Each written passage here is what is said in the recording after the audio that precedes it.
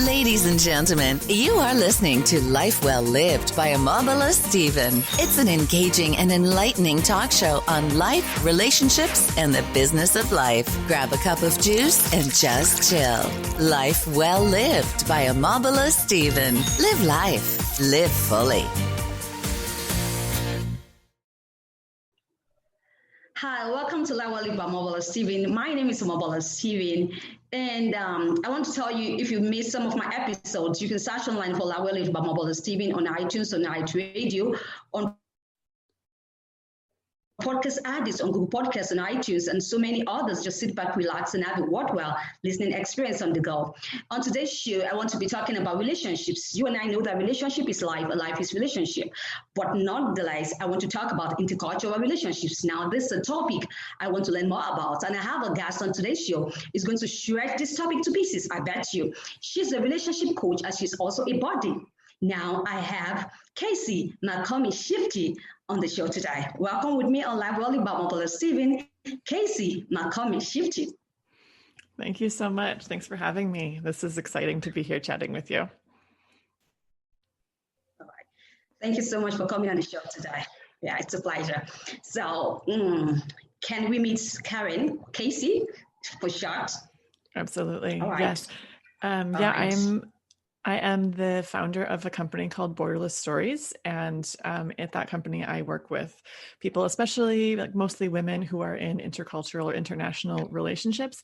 That's something that I've found my way to a bit circuitously, but because of my own personal experience. So prior to meeting my husband, I have only worked as like a teacher. I've been an English teacher for 10 years, lived and worked around the globe, and ended up meeting him while I was teaching English in Turkey, where he was doing the same thing, since that's his home. And it's just been a journey from there, from, you know, what started with a blog turned into now it's coaching, and it's really great. I've really enjoyed finding my way into this mission, and I really believe that it's important work that needs to be done. All right, great.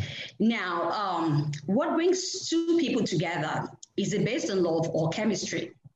Oh, that's a good question. I think it's a combination, you know. I mean, I'm not really much of a believer, I would say, in like love at first sight.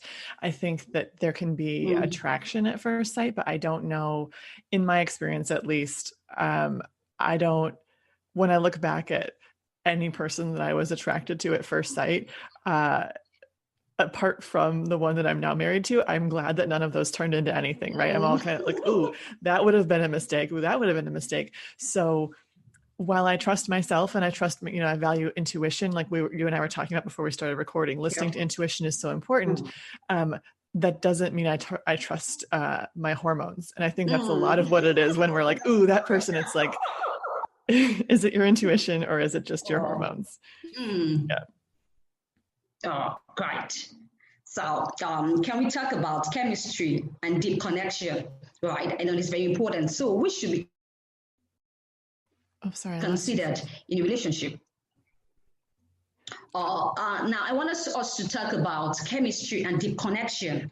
Yeah, because I know it does exist in relationships. So which should we consider? Should we consider chemistry or deep connection? Well, that's again a personal decision. I think that deep connection, that's something that's going to be longer lasting, right? I'm a big believer in really open communication. To me, I'm like, I don't think there's anything that needs to be, there's any benefit of like secrets, you know, in relationships and stuff, or I think it's really important to express, like, if you have a need, if you have a want, if you have an expectation, you've got to express it to your partner. Otherwise, you're just expecting them to read your mind, and that's really unfair. So along those same lines, I would say that deep connection comes from being able to talk about all of those things, you know, and I think that it's a lot more sustainable in the long run than just chemistry. If I had to pick one of those things, right, I would say the deep connection would be my priority. They're both nice to have, but that one's essential. That's right. Brilliant. So can you tell me about intercultural relationships? Absolutely. Yeah. So I think that what's true about intercultural relationships is often all true about relationships of any kind. But it's more true, it's more obvious in relationships like ours, where we realize that these two people are from very different cultural backgrounds. So maybe there are all sorts of conflicts that might come up. But the same thing can be true, if I were to be dating someone who's from the next town over, we might have very different cultures because we have different families. And so our parents installed different values and different beliefs and what have you. So it can be more obvious when you're talking about, two different countries, two different cultures, like there's different languages, there's different religions or whatever it is. But I think ultimately it all comes back down to learning about yourself, looking at yourself, focusing on how you want to be the best partner you can be. Never focusing on like trying to change another person, but just trying to be like, okay, how can I be the most fully me version of myself that I want to be? What do I need to let go of? What do I need to embrace?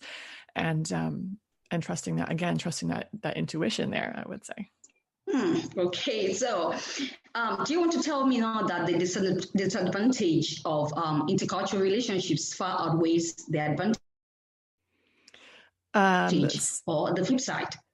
I would say the flip side. I think the advantages are huge because it's like there's this built-in journey of growth that goes there. It's like all relationships provide opportunities for growth, but intercultural or international relationship demands it, right? Because oftentimes you're going through a process, like if you're from different countries, you're going through an immigration process, which is not easy and it's not quick and it's not fun, And so it's like, I see that experience as like, okay, if you can make it through this experience together, you are set, like you have been gone through trial by fire, you're good to go. And I think that often we don't, if we're from the same country or we're from the same culture, we don't have to examine ourselves as much because we don't have to go through that process, right? We can just say, hey, this is fun. I like you. Let's get married, Okay, cool. Let's do it. But if you're from, if there are that many obstacles in between you because you're going to be bringing one of you from one country to the other, then it's like, do we really want this? Right. And then you really have to jump through all of these hoops to make it happen. I think that can only work out in our benefit. I mean, I'm sure the couples some don't make it through that process, right? But once you make it through, it's like that has really strengthened you. All right. Okay. What if you have a partner who is unwilling to learn? How about that? Did you say unwilling to learn? That's right. Yes. Yeah, that happens, right? And I've witnessed that for sure. I think that, so my belief is that you can change your life and your relationship just by working on yourself, right? So I can't change another person. I can't control another person. And if I'm wasting my time looking at someone else and saying, boy, you know what you need to fix, it's pointless. It's not going to get us anywhere. But if I focus on what I can do with myself, maybe it's inspiring to you. Maybe you want to change, whatever. I'm not worried about what you're going to do. I'm worried about me. And I know there will be ripple effects from whatever changes I make. I know it will benefit my life, my relationship, whatever. But yeah, if you have to wait for someone else to be on board with it, it'll never happen, right? That's right. So we just got to go for it. Oh, right. Now, I want to ask this question. When you're considering a partner for relationship or marriage, how important is culture? I think it's definitely important in terms of that person's personal culture. I'm not sure necessarily, it's not important to me as like a big picture, like, oh, you're from this country, so you dress this way or you eat this food, whatever. So you're particular about the person's culture, right? The culture he has kept or she has kept for herself, right? Okay. Exactly. Yeah. And that's right. That's true for all of us. It's like we all have that. And culture, that we see the image so often of it as an iceberg of the small part above the surface and this big part below the surface. That's the same for an individual, right? There's the stuff that you see about them, but there's so much more that's underneath the surface, and that's beliefs and values and all of that kind of stuff. And that's like treasure, getting to discover that about someone else, and even discovering it about yourself, because there's stuff way buried deep down inside yourself that you don't even realize is there too, you know? That's right. So how's it been like? How's it been like? Are you in an intercultural relationship? Are you? Mm-hmm. Mm-hmm. Yeah, So how's it been like? How's the experience like?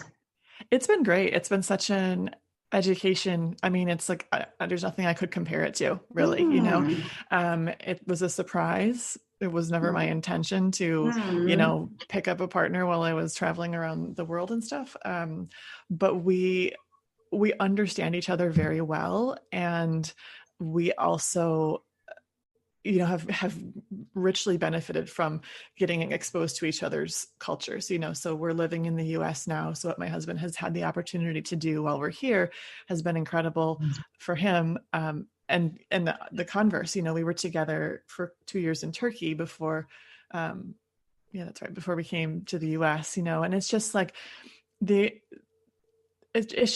magical, it's like that experience is really special. And I find it too with like the people that I work with, it's so special too, because there will be things that come up, challenges that they'll have, and they feel like no one can understand.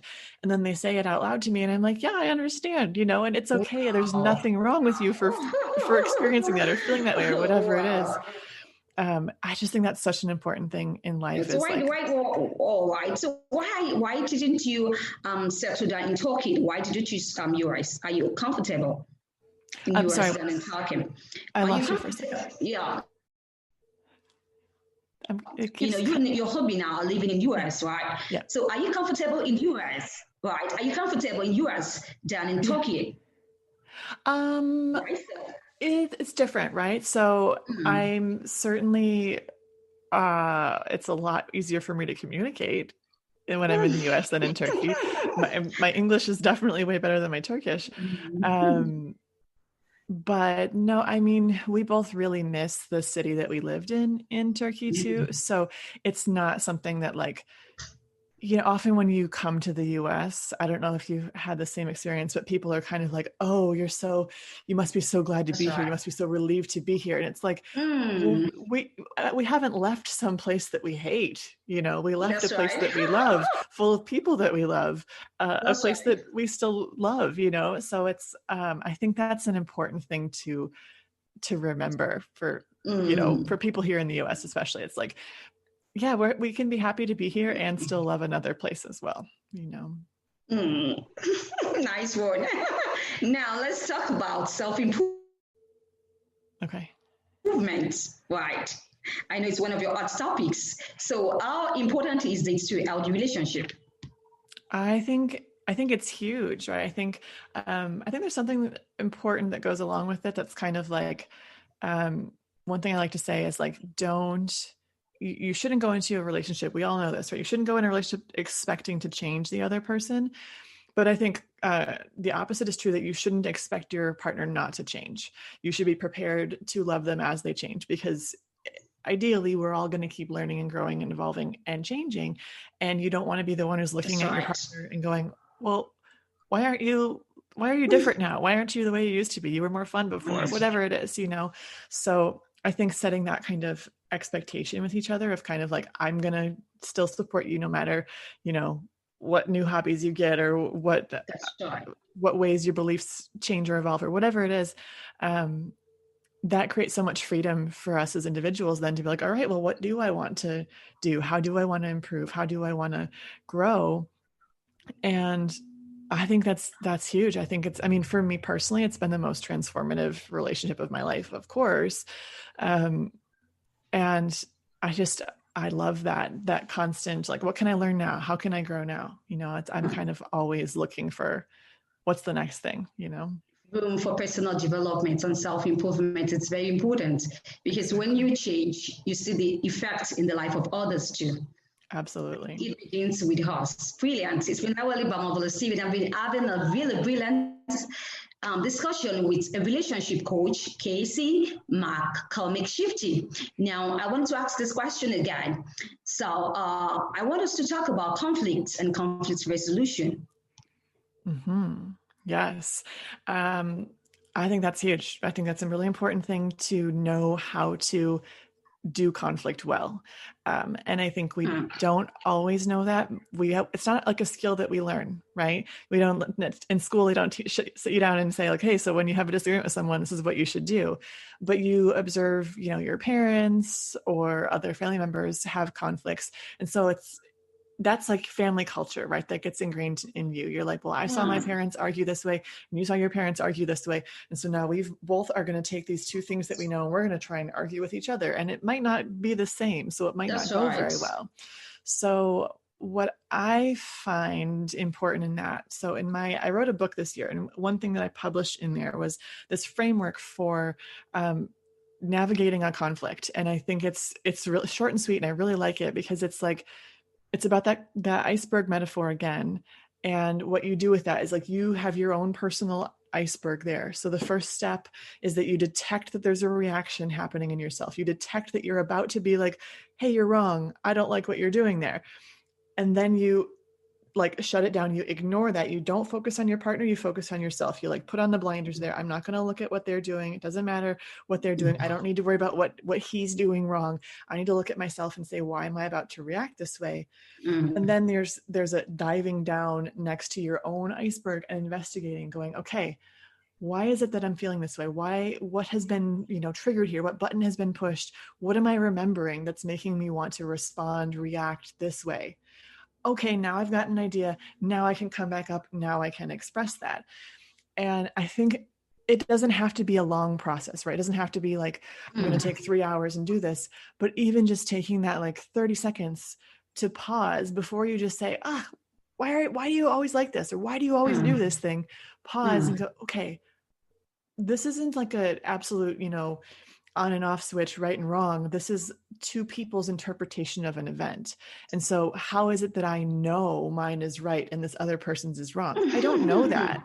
I need to look at my response before it comes out of my mouth. I need to look at it and say, is that what I want it to be? Is that what I want to say? Is it really that important?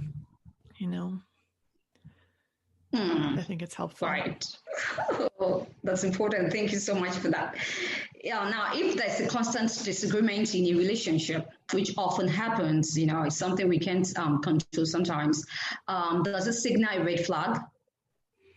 I wouldn't say not necessarily. I think it depends on the nature of the disagreement, of course. Right. I do always like to disclaim with people, like when someone. No, I mean a constant disagreement. Recurring decimal. Yeah, something that comes. Exactly. As long as it's like a safe, respectful relationship, I wouldn't say no. I wouldn't say like, oh, if you can't find a way to agree about this one thing, it's just not going to work. No, I think it's just a matter of maybe trying different approaches to it, and also treating each time it comes up, dealing with it in that moment, and not saying, I always do this. What, do you 6 months ago you said the same thing? It's like as soon as we start time traveling like that and being like using words like always and never, there's no compromise happening from there, right? But when it's like, okay, let's try it this way. This time we're discussing it. All right, that didn't work. Maybe next time we'll try it a different way. Maybe one of us will move more towards the middle. Maybe the other one will. Who knows? But I think as long as it's not like a dangerous thing or anything like that, I think it's perfectly normal. Oh, that's right. It's very normal, right? That's important. So, do you have any project you're working on? I'm working on. Well, right now I've been adding some new modalities into my coaching. So I've been working a lot on tapping on, I don't know if you're familiar with it, but using acupressure points and tapping on different parts of the face while you're working through some negative emotions or some stressors, and then letting go of them. And it's something that I've been doing on my own for a few years, and I'm just now incorporating into coaching and into a few other like free offerings that I'm doing. I found it like, it's something that looks so simple and it almost looks silly, but it's incredibly powerful and really helpful. And I like using it specifically for relationship stuff. So I've used it personally for anxieties or stresses or whatever it is. But for relationships, I'm finding it really, really helpful. Yeah. All right. Thank you so much. I wish you best of luck. Thank you. Thanks so much for having me. That's right. Sometime you're going to put that in a book, right? Uh-huh. That's right. Sure. All right. So what's your parting word? My parting words? I would just say that I don't know. I wish you all the best. I wish to anyone listening, I wish you a great life and the relationship you've always dreamed of. Absolutely. Thank you so much once again, Casey McCormick, Çiftçi, for coming on Live Well Lived by Mobile Stephen. I hope that some other time that we can do this again. Thank you so much. All right. It's been Live Well Lived by Mobile Stephen. Thank you for hanging around with me on today's show. See you some other time. Until then, I need you to stay safe always with all my love. Ladies and gentlemen, you are listening to Life Well Lived by Amabala Stephen. It's an engaging and enlightening talk show on life, relationships, and the business of life. Grab a cup of juice and just chill. Life Well Lived by Amabala Stephen. Live life. Live fully.